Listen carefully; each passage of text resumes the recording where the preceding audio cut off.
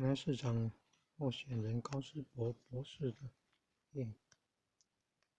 演说影片 APP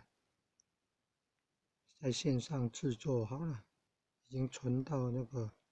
手机的记忆卡里面了。现在要安装了，从档案管理进去找刚刚存放的位置，找个 APP 20180702高思博 Apple AP 找到这个手机程式 APP 了。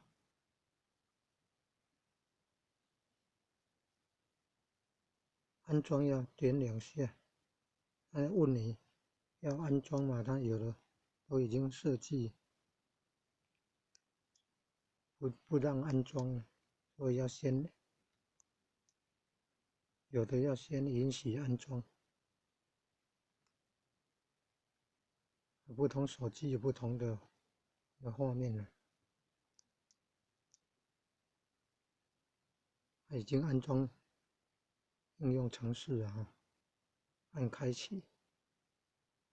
就马上可以看到它的样子了有超连结，这都是 YouTube 网络影片的超连结，然后上面也有影片，然后也有电子邮件，按了也可以到电子邮件信箱来写信。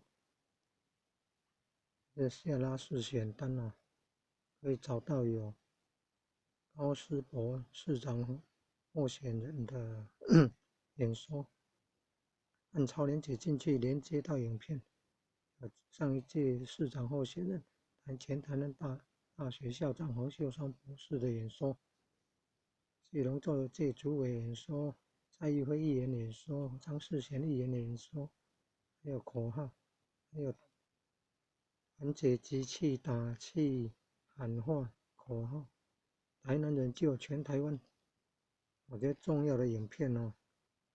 按了进去就可以连接到影片。这上面这个影片点按上去，点按一下，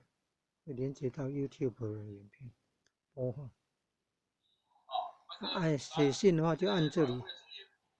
要看大画面、大荧幕，按一下影片，然后出现这个，按一下影片画面，